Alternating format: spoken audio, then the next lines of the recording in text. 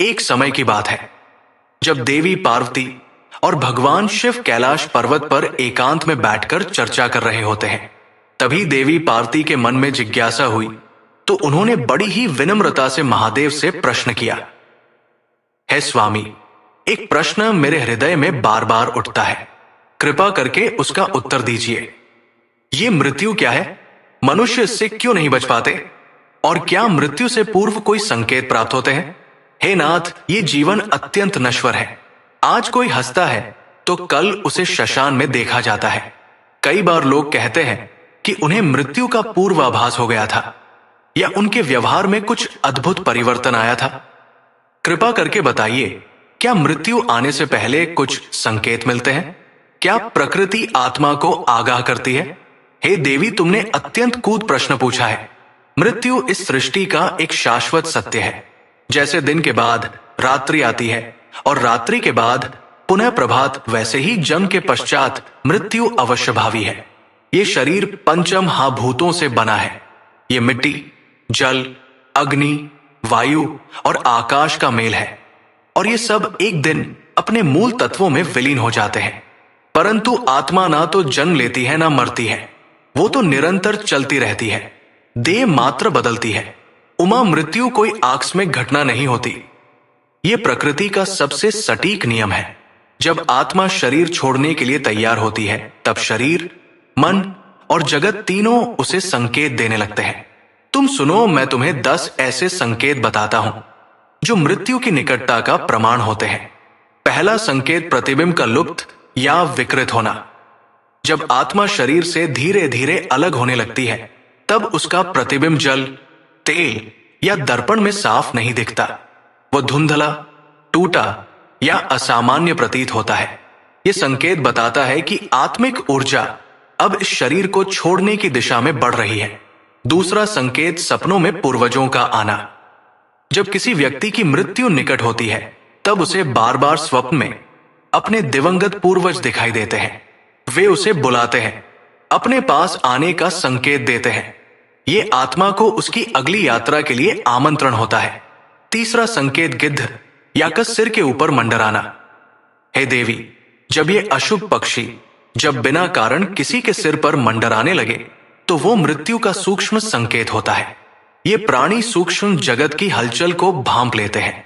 चौथा संकेत, शरीर से असामान्य गंध आना। जब आत्मा शरीर से विदा लेने लगती है तब शरीर की कोशिकाओं में विकृति उत्पन्न होती है। तब शरीर से ऐसी अप्रिय गंध आने लगती है जो स्नान या औषधि से भी नहीं जाती। ये गंध मृत्यु की आहट बन जाती है। पांचवा संकेत, शरीर के अंगों का ठंडा पड़ना। विशेषतः हथेलियां, पांव के तलवे और सिर, जब इनमें अचानक शीतलता आ जाए और वो लगातार बनी रहे तब समझना चाहिए कि जीवन ऊर्जा अब शरीर से पीछे हट रही है। छठा संकेत, जीभ का कठोर और भारी हो जाना। मृत्यु से पहले व्यक्ति को बोलने में कठिनाई होती है, जीभ लड़खड़ाती है, शब्द स्पष्ट हो जाते हैं और कई बार वो ठीक से भोजन भी नहीं कर पाता। ये संकेत है कि शरीर अपना कार्य धीरे धीरे बंद कर रहा है। सातवां संकेत, सूर्य और चंद्रमा का अस्पष्ट दिखना। जब व्यक्ति को आकाशीय पिंड, सूर्य, चंद्रमा, तारे सब धुंधले और विकृत दिखने लगे तब वो प्रकृति से अलग हो रहा होता है। ये दृष्टि का नहीं, आत्मा का संकेत है। आठवां संकेत, छाया का बदल जाना।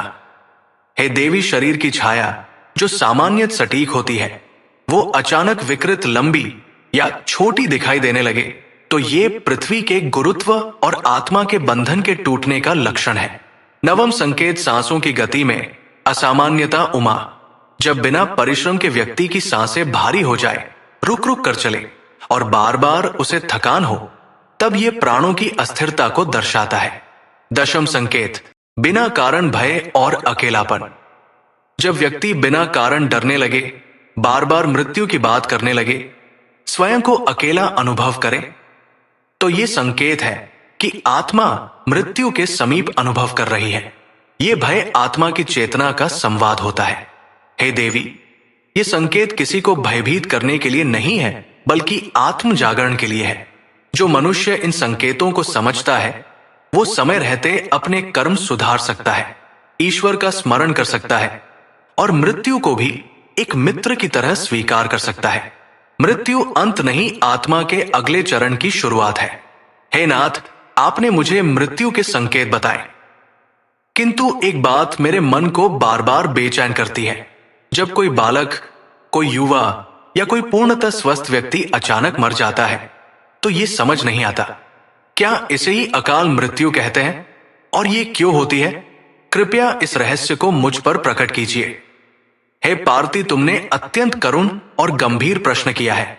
मृत्यु तो सबको निश्चित है, परंतु अकाल मृत्यु वो मृत्यु है जो स्वाभाविक समय से पहले घटित हो। वो जीवन के संतुलन को तोड़ती है। इसका कारण केवल इस जीवन का नहीं, अपितु कई जन्मों का संचित परिणाम होता है। सबसे पहला कारण है पूर्व जन्म के पाप कर्म। जब किसी आत्मा ने अपने पिछले जन्मों में ऐसा कर्म किया हो जिसमें उसने किसी निर्दोष को अत्यंत पीड़ा दी हो, विशेषकर स्त्री, शिशु, ब्राह्मण, माता पिता या जीवों को, तो वो कर्म उसे अगले जन्म में भोगना ही पड़ता है। यदि वो पश्चाताप या प्रायश्चित्ता ना करे तो उसकी आयु का निर्धारण संपूर्ण नहीं होता और मृत्यु समय से पूर्व आ जाती है। दूसरा कारण है श्राप। हे देवी, जब किसी तपस्वी, गुरु या माता पिता का अपमान करने पर व्यक्ति को श्राप मिलता है तो वो श्राप उसकी आयु को छीन कर देता है। श्राप केवल शब्द नहीं, आत्मा की पीड़ा होती है, और जब वो किसी की ओर उग्र होकर जाती है तो विधि भी मौन हो जाती है। तीसरा कारण ग्रहों का अशुभ संयोग। यदि किसी व्यक्ति की जन्म कुंडली में काल सर्प दोष, पितृदोष या अत्यधिक क्रूर ग्रहों का मेल हो और यदि उसका निवारण न किया जाए तो ऐसे योग अकाल मृत्यु की ओर ले जा सकते हैं। खासकर तब जब जीवन में पवित्रता और संयम का अभाव हो तो ग्रहों की ऊर्जा और भी प्रबल हो जाती है। चौथा कारण अपवित्र जीवन शैली। जो व्यक्ति नशा करता है, अनाचार में लिप्त रहता है या सदा नकारात्मकता, वासनाओं और पापों में डूबा रहता है, उसकी आत्मा और शरीर के बीच का संबंध कमजोर हो जाता है। फिर वो ना रोग से मरता है, ना शस्त्र से, वो अपने ही कर्मों से बुझ जाता है। हे स्वामी, तो क्या अकाल मृत्यु निश्चित होती है? क्या इससे बचा नहीं जा सकता? हे सुरेश्वरी, भाग्य बदलना कठिन है पर असंभव नहीं। यदि कोई व्यक्ति सच्चे हृदय से प्रायश्चित, साधना, दान और सद्गुणों के मार्ग पर चले, यदि वो मंत्र जप, तीर्थ स्नान, पितृतर्पण और गुरु सेवा करें तो अकाल मृत्यु का भय टल सकता है। विशेषत जो व्यक्ति महामृत्युंजय मंत्र का नित्य जप करता है, वो मेरी कृपा से मृत्यु को भी टाल सकता है। सच पूछो उमा, तो मृत्यु केवल शरीर के लिए है, पर जो मेरी भक्ति करता है उसका मन पहले ही अमर हो जाता है। तब अकाल मृत्यु भी उसका कुछ नहीं बिगाड़ सकती। हे नाथ, आपने आज जीवन का वह पक्ष उजागर किया जिसे जानना हर आत्मा के लिए आवश्यक है। अब मैं समझ सकी, मृत्यु केवल समय नहीं है, ये कर्म का उत्तर है और भक्ति उसका उत्तर है। हे देवी, जो मृत्यु को समझ लेता है वो जीवन को पूर्णता से जीता है, और जो जीवन को सत्य, धर्म और प्रेम से जीता है वो कभी अकाल नहीं मरता, वो अमर होता है। हे स्वामी, आपने मुझे बताया कि अकाल मृत्यु कर्म दोष और जीवन की अपवित्रता का परिणाम होती है, किंतु क्या कोई संकेत भी होते हैं जिससे ज्ञात हो सके कि मृत्यु समय से पहले आने वाली है? क्या आत्मा को पूर्व चेतावनी मिलती है? हे माहेश्वरी, मृत्यु का समय निर्धारित होता है, पर जब वो समय पूर्व आने लगे तब प्रकृति चेतावनी अवश्य देती है। ये संकेत बड़े सूक्ष्म होते हैं, वे आंखों से नहीं, हृदय और अंतकरण से अनुभव किए जाते हैं। सुनो, मैं तुम्हें ऐसे 8 संकेत बताता हूं जो अकाल मृत्यु की आहट होते हैं। जब कोई आत्मा इस शरीर को छोड़ने की तैयारी में होती है तो वो व्यक्ति बार बार स्वप्न में अपने आप को डूबते हुए, नदी पार करते हुए, चलते हुए या मृत परिजनों के साथ चलते हुए देखता है। स्वप्न आत्मा का संवाद होते हैं। ये दृश्य केवल भय नहीं, एक निमंत्रण होते हैं उस यात्रा के लिए जो शीघ्र आने वाली है। जिसे पहले स्वादिष्ट भोजन प्रिय लगता था वो अब रूखा लगता है। प्रियजन के बीच भी वो अकेला अनुभव करता है। भोग विलास, वस्त्र, संगीत, इन सब से मोह कम हो जाता है। ये आत्मा का धीरे धीरे शरीर से संबंध तोड़ने की प्रक्रिया है। जब सूर्य या चंद्र ग्रहण के समय कोई व्यक्ति अचानक थकान, भारीपन, घबराहट या सिर में पीड़ा अनुभव करे तो ये आकाशीय चेतावनी होती है। ग्रहण स्वयं ब्रह्मांड की ऊर्जा का विचलन है और वह उन पर विशेष प्रभाव डालता है जिनकी मृत्यु समीप होती है। कौवों, उल्लुओं या गिद्धों का बार बार आना, ये प्राणी यम की शक्ति से जुड़े होते हैं। जब बार बार कौवे घर के आसपास बोलने लगे, उल्लू रात में सिराहाने आए या गिद्ध आकाश में मंडराने लगे तो ये संकेत है कि मृत्यु दूत समीप है। ये जीव सूक्ष्म जगत की गतिविधि को भांप लेते हैं। यदि अचानक हाथ की जीवन रेखा फीकी, धुंधली, टूटी हुई या काली हो जाए तो ये भविष्य में घटने वाली बड़ी हानि, विशेषतः अकाल मृत्यु से का संकेत है। रेखाएं आत्मा के कंपन को दर्शाती है और मृत्यु का समीप आना उसमें बदलाव लाता है। जो व्यक्ति शांत था वो अचानक क्रोधित और चिड़चिड़ा हो जाता है। उसे छोटी छोटी बातों में डर लगने लगता है। वो बिना कारण लोगों से दूर रहने लगता है। ये आत्मा के भीतर बढ़ रही बेचैनी की अभिव्यक्ति है। बिना किसी बीमारी के यदि व्यक्ति लगातार थका हुआ, शिथिल और बोझिल अनुभव करे तो ये प्राण शक्ति के कमजोर पड़ने का लक्षण है। जब आत्मा धीरे धीरे बाहर निकलने लगे तो शरीर भीतर से खाली लगता है। हे नाथ, जब ऐसे संकेत मिले तो क्या कुछ किया जा सकता है? क्या यह निश्चित है कि मृत्यु टाली नहीं जा सकती? हे उमा, जब तक चेतना है तब तक परिवर्तन संभव है। यदि कोई व्यक्ति इन संकेतों को समझ ले और तत्क्षण ईश्वर का स्मरण प्रारंभ कर दे, अपने पापों का प्रायश्चित करे, महामृत्युंजय मंत्र का जप आरंभ करे, दान, सेवा और तप का सहारा ले तो वो अपनी आयु को स्थिर कर सकता है।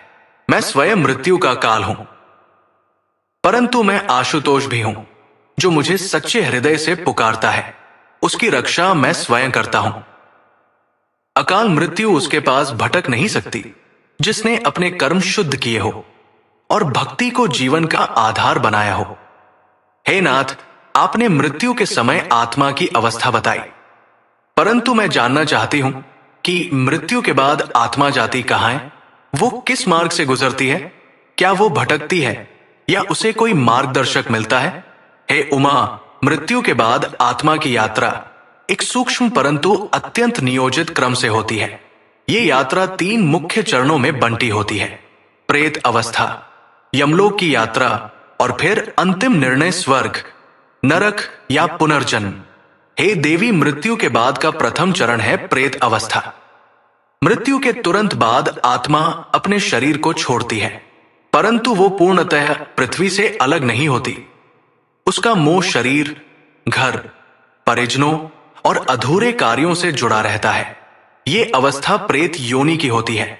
इन 13 दिनों तक आत्मा घर के चारों ओर घूमती है, परिजनों की भावनाएं महसूस करती है, अपने अंतिम संस्कार को देखती है और यदि कोई अनुष्ठान अधूरा हो तो वो बेचैन हो जाती है। इसीलिए इन 13 दिनों में किए गए श्राद्ध, तर्पण, हवन और पिंडदान आत्मा को शांति और गति प्रदान करते हैं। ये विधियां आत्मा को मोह से मुक्त करती है और आगे की यात्रा की दिशा में बढ़ाती है। हे देवी, मृत्यु के बाद का द्वितीय चरण है यमलोक की यात्रा। 13वें दिन के बाद जब श्राद्ध पूर्ण हो जाता है तब यमदूत आत्मा को यमलोक की ओर ले जाते हैं। ये यात्रा एक साधारण मार्ग नहीं, ये कर्मों से निर्मित एक पथ है।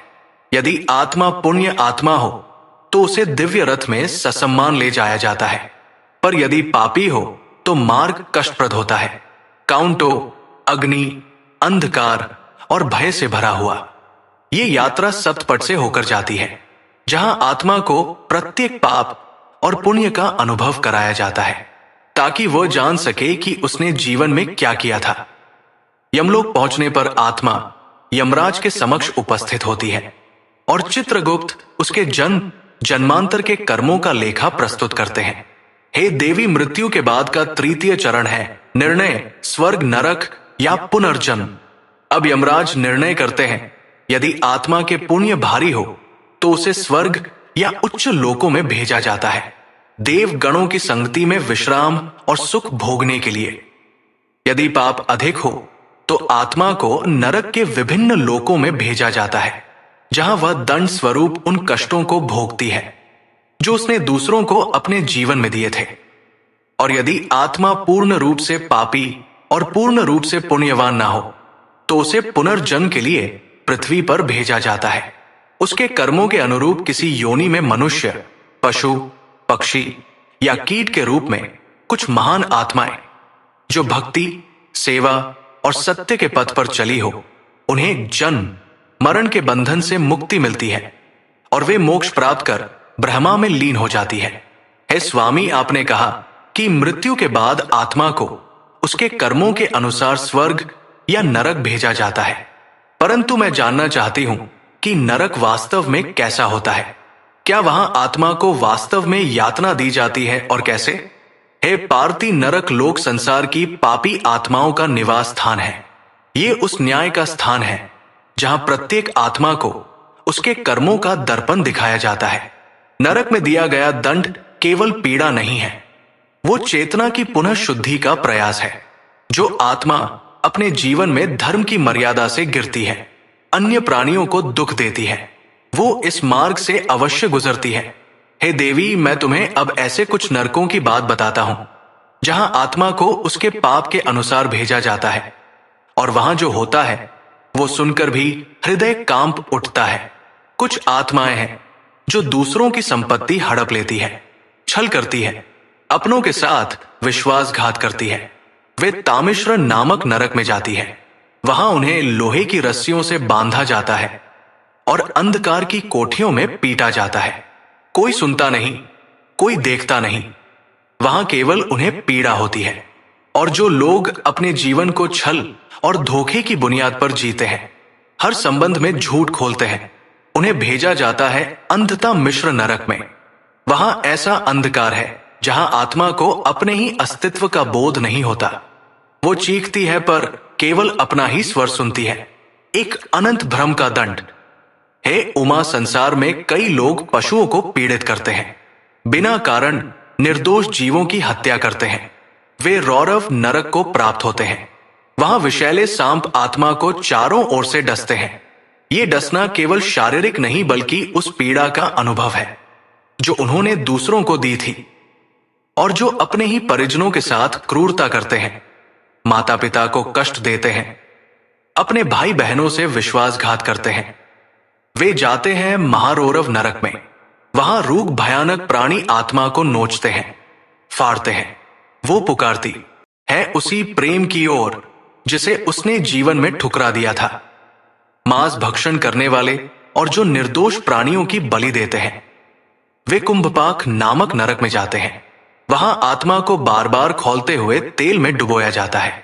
वो जलती है, फिर कुछ देर बाद होश में आती है, और ये चक्र पुनः शुरू होता है। माता पिता और गुरु का अपमान करने वालों का तो अपराध ही अन्यतम है। उमा, उन आत्माओं को मैं कालसूत्र नरक भेजा जाता है। वहां अग्नि की रस्सियां उनके चारों ओर बांधी जाती है और उन्हें तपती भूमि पर घसीटा जाता है, तब तक जब तक आत्मा की कठोरता पिघल ना जाए। और जो लोग काम, व्यभिचार और स्त्री पुरुष के पवित्र संबंधों को कलंकित करते हैं, वे असिप्त वर्ण नामक नरक में जाते हैं। वहां वृक्षों के पत्ते तलवारों जैसे होते हैं। आत्मा को नग्न कर उस वन में दौड़ाया जाता है। हर पत्ता उसके तन को काटता है, जैसे उसकी कामनाएं किसी को काटती थी। हे उमा, संसार में कुछ लोग होते हैं जो दूसरों की संपत्ति पर गिद्ध दृष्टि रखते हैं, रिश्वत लेते हैं। उनके लिए है सुकर मुख नरक। वहां आत्मा को सुअर की तरह गंदगी में डाला जाता है। वो मलमूत्र, सड़ा मांस और कीड़ों में लौटती है, क्योंकि उसने कभी शुद्ध जीवन नहीं चाहा था। और फिर है वैतरणी, एक नदी नहीं, आत्मा की सबसे घिनौनी यात्रा। गौ हत्या करने वाला, स्त्री की हत्या करने वाला या निर्दोष प्राणी को मारने वाला, उसे इस नदी को पार करना होता है। ये नदी रक्त, मांस, मल और मूत्र से भरी होती है। हर डुबकी आत्मा के भीतर की पीड़ा को और तीव्र बना देती है। और जो जीवन भर क्रोध, हिंसा और निर्दोषों को पीड़ा देते हैं, उनके लिए है कृमि भोजन नरक।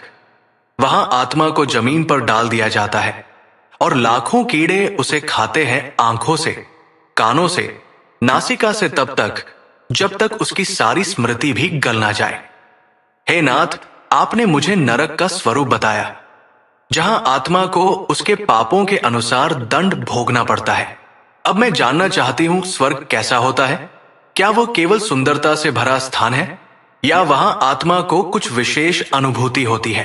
हे उमा, स्वर्ग केवल एक स्थान नहीं, वह आत्मा की विश्रांति की भूमि है, जहां जीवन की कड़वाहट समाप्त हो जाती है और चेतना केवल सुख, शांति और सौंदर्य में विलीन हो जाती है। ये उन आत्माओं का गंतव्य है जिन्होंने पृथ्वी पर धर्म, सेवा, भक्ति और सत्य के मार्ग पर चला जीवन जिया हो। स्वर्ग का लोक प्रकाशमय है, वहां ना अंधकार है ना पीड़ा। जैसे आत्मा शरीर से मुक्त होकर हल्की हो जाती है, वैसे ही वहां का वातावरण है हल्का, शीतल, दिव्य और परमानंद से परिपूर्ण। वहां की भूमि सुवर्ण सी दमकती है, वृक्षों के पत्ते मणियों जैसे चमकते हैं, हर दिशा में मंद सुगंध बहती है और आकाश से निरंतर दिव्य संगीत झरता है। ना वो कानों से सुनाई देता है, ना आंखों से देखा जाता है, वो भीतर की आत्मा को स्पर्श करता है। हे देवी, वहां कल्पवृक्ष होते हैं जो मन की प्रत्येक शोभ इच्छा को तुरंत पूर्ण कर देते हैं। वहां कामधेनु सी गाय है जो पुण्य आत्माओं की सेवा करती है, और वहां के भवन वे रत्नों से बने हुए हैं, जहां ना ताले हैं ना द्वार, क्योंकि वहां भय का कोई अस्तित्व नहीं। स्वर्ग में आत्मा को शरीर की आवश्यकता नहीं होती, वहां वो सूक्ष्म रूप में विचरण करती है, कभी पुष्प वाटिका में, कभी देव गंधर्वों के साथ संगीत में, और कभी दिव्य सरोवरों में स्नान करते हुए, जहां केवल शांति का विस्तार होता है। देवताओं की उपस्थिति वहां की शोभा बढ़ाती है। इंद्र, कुबेर, वरुण, वायु, अग्नि सभी अपने अपने लोक में विद्यमान रहते हैं और पुण्य आत्माएं उनका सत्कार प्राप्त करती है। उमा, वहां की सबसे बड़ी विशेषता यह है कि वहां कोई लोभ नहीं, मोह नहीं। वहां आत्मा को केवल आनंद मिलता है, ऐसा आनंद जो देह से नहीं, केवल आत्मा से अनुभव होता है। भोजन वहां दिव्य होता है, उसे भोगने से ना तृष्णा होती है ना तृप्ति, केवल आनंद की लहरें उठती है। हे स्वामी, तो क्या स्वर्ग में आत्मा को सदा के लिए वास मिलता है, या वो भी एक समय के बाद वहां से लौटती है? हे देवी, स्वर्ग में वास स्थायी नहीं होता, ये पुण्य का फल है, और जब पुण्य समाप्त होते हैं तो आत्मा को पुनः पृथ्वी पर लौटना होता है। स्वर्ग मुक्ति नहीं, केवल विश्राम है। वहां आत्मा को कष्ट नहीं, परंतु वो ब्रह्मा में विलीन भी नहीं होती। जो आत्मा सत्य ज्ञान, तपस्या और निष्काम भक्ति से ब्रह्मा को जान लेती है, केवल वही मोक्ष को प्राप्त करती है। हे स्वामी, तब स्वर्ग भी माया से परे नहीं, तो क्या सबसे महान गंतव्य मोक्ष ही है? हाँ उमा, स्वर्ग सुंदर है, पर वो भी क्षणिक है। वो उस यात्री के लिए है जो थक गया है और विश्राम चाहता है। पर जो यात्री सत्य की प्यास रखता है, जो ये जानता है कि आत्मा की सबसे बड़ी तृष्णा है परमात्मा में विलीन हो जाना, उसके लिए स्वर्ग एक पड़ाव है, मंजिल नहीं। मुक्ति ही आत्मा की अंतिम उन्नति है। हे देवी, अब मैंने संसार के कल्याण के उद्देश्य से तुम्हें संपूर्ण ज्ञान प्रदान किया है। जन्म मृत्यु के रहस्य, आत्मा की गति, पुनर्जन्म, स्वर्ग, नरक और मोक्ष का मार्ग, सब कुछ मैंने तुम्हारे प्रश्नों के माध्यम से पृथ्वी की आत्माओं के लिए उजागर किया है। यह संवाद केवल तुम्हारे लिए नहीं था, बल्कि उन सभी जिज्ञासु आत्माओं के लिए था जो अंधकार से प्रकाश की ओर, अविद्या से ब्रह्मा विद्या की ओर अग्रसर होना चाहते हैं। अब ये ज्ञान तुम्हारे हृदय में समाहित हो, और जब समय आए वो इस जगत को प्रकाशित करे। तो इस प्रकार से भगवान महादेव ने देवी पार्वती को वो अमूल्य और गढ़ ज्ञान दिया जो न केवल उनके लिए बल्कि संपूर्ण मानवता के कल्याण हेतु था। ये वो ज्ञान है जो जन्म और मृत्यु के बंधन को तोड़ता है, पाप और पुण्य की गहराई को उजागर करता है और आत्मा को मोक्ष के पथ पर अग्रसर करता है। जिसने भी इस ज्ञान को श्रद्धा से सुना और आत्मसात किया, उसकी अधोगति कभी नहीं होगी, क्योंकि वो अब अज्ञान के अंधकार में नहीं, शिव ज्ञान के प्रकाश में जीवन व्यतीत करेगा। उम्मीद है आपको ये जानकारी और ये दिव्य संवाद पसंद आया होगा। अगर आप भी शिव भक्त हैं और इस ज्ञान को संसार तक पहुंचाना चाहते हैं तो वीडियो को लाइक करें, चैनल को सब्सक्राइब करें और कमेंट में जोर से लिखें हर हर महादेव। ओम नमः शिवाय। जय शिव शंकर। जय भोलेनाथ।